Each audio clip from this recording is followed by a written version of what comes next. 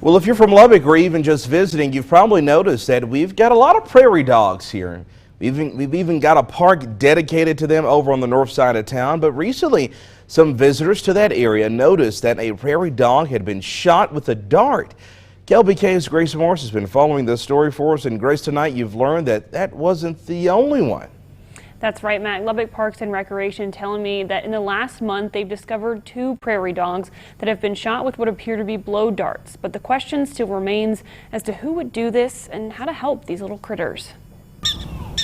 Folks all across the hub city are familiar with the sight and sounds of prairie dogs.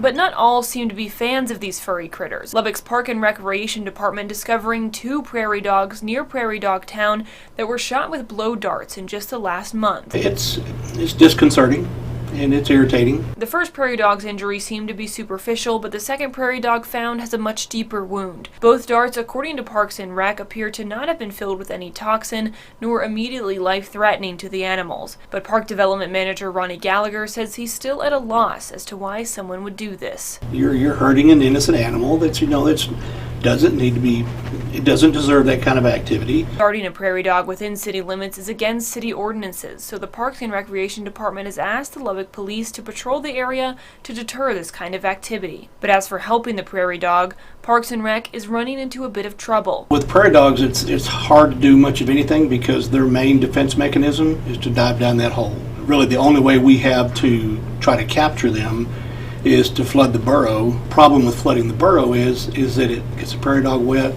and then they have issues with hypothermia.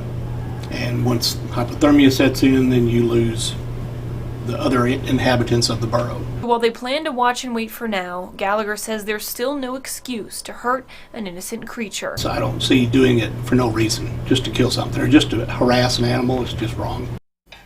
The Parks and Rec Department says that if you see this happen anywhere within city limits, make sure to call 911.